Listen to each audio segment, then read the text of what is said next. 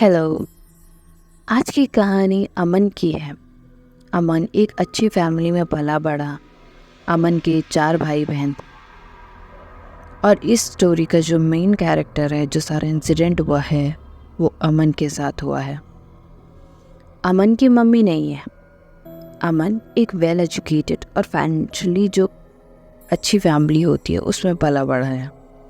अमन के पिता चारों भाइयों की अच्छी परवरिश करते हैं और चारों को काफ़ी अच्छी एजुकेशन भी देते हैं। उन्होंने अपनी दोनों लड़कियों की शादी पहले की और एक बहुत अच्छे घर में की, जहां उनको सुख सुविधाओं की कोई कमी नहीं थी और साथ ही ना प्यार की थी। अब दोनों बेटियों की शादी के बाद अमन के पिता ने अमन की शादी कर दी। अमन को 2 बच्चे हुए। अमन के पापा अभी भी घर पर नहीं बैठे हुए थे। उनका अपना टेंट का बिजनेस था, तो वो अपना काम कंटिन्यू करते थे। एक दिन अमन के पापा ने ऐसी सोचा कि उनके पास और कोई प्रॉपर्टी तो है नहीं अमन और अमन के भाई को देने के लिए। तो उन्होंने अपनी सारी सेविंग कलेक्ट की और अमन के भाई के लिए 100 गज जमीन ले ली। परिवार बढ़ रहा था। अमन की शादी हो चुकी थी और 2 बच्चे थे और जल्द ही उसके भाई की भी शादी होनी थी। तो अमन के पिता को लगा कि क्यों ना अपने लड़कों को भी सेटल किया जाए। अमन के पिता की अब गांव में कोई ज़मीन नहीं थी, तो जो कुछ भी था वो यही था। तो उन्होंने उन दोनों में वो प्रॉपर्टी आधी आधी बांट दी और कहा कि उनका जैसा मन करे वैसे इस पे अपने अपने लिए मकान बनाना शुरू करे, क्योंकि बस वो इतनी ही मदद कर सकते थे उनकी। छोटे भाई ने कहा कि उनकी अभी शादी नहीं हुई है और वो जॉब के चक्कर में शहर से बाहर भी रहते थे। वो अभी एक बैचलर लाइफ जी रहे थे, तो उन्होंने अभी मकान बनाने की जल्दी नहीं दिखाई और ना ही उन्हें ज़रूरत पड़ी। पर अमन ने मकान बनाना शुरू किया क्योंकि उसके बच्चे बड़े हो रहे थे। तो उन्होंने सोचा कि उनके बच्चों का बचपन अपने ही घर में बीते, तो इससे अच्छी बात और क्या हो सकती है। पर अमन की एक बहन को ये चीज़ पसंद नहीं आई। हालांकि अमन की बहन की शादी जहाँ हुई थी वो प्रॉपर्टी में शायद अमन से भी 10 गुना ज़्यादा थे, पर फिर भी कहते हैं ना, लालच की कोई हद नहीं होती। वो अपने पिता से डिमांड करने लगी कि जिस तरह से उन्होंने अमन के नाम प्रॉपर्टी की है वो उनके नाम भी करे। अमन के पिता ने बहुत समझाने की कोशिश की, इस तरह की हरकतें ना करे।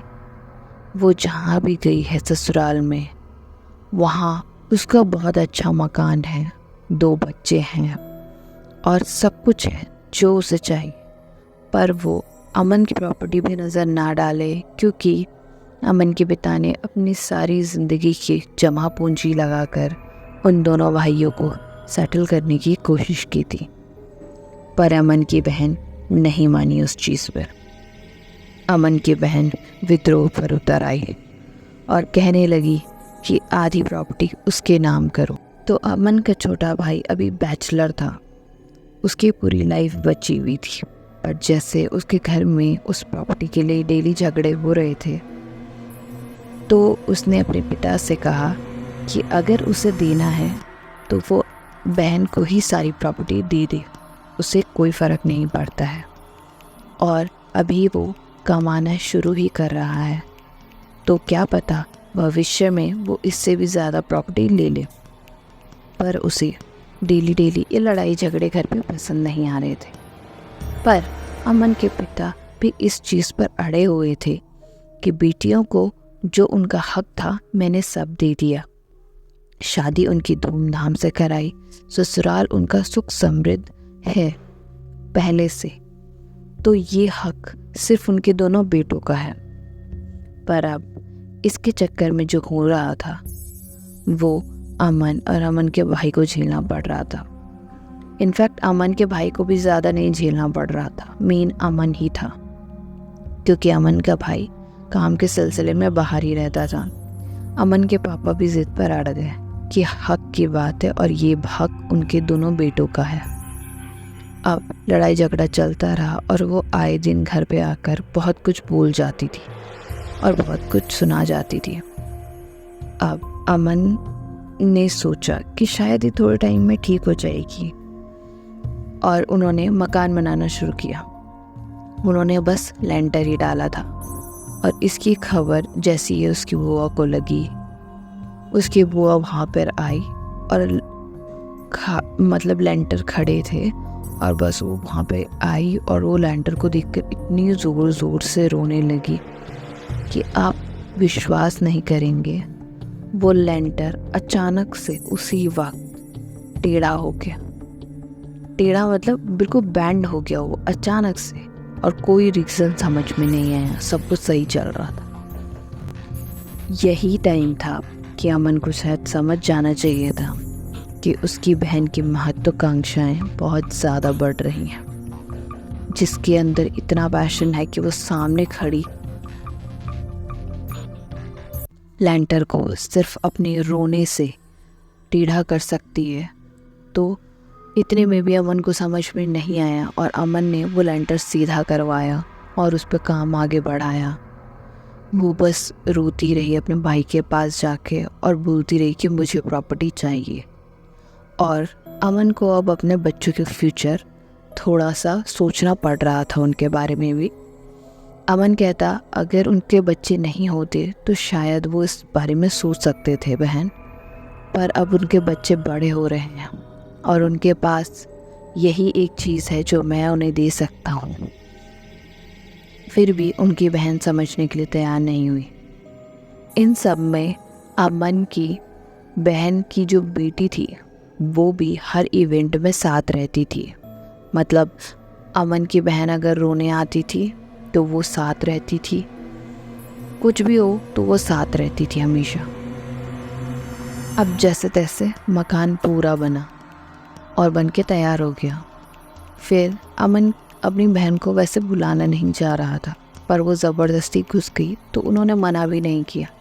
वो अंदर आए और एक कमरा ऑक्यूपाई करके उसमें रहने लगी कि भाई मैं बस कुछ दिन के लिए आई हूँ और उसके बाद चली जाऊँगी। तो अमन ने भी कुछ नहीं कहा।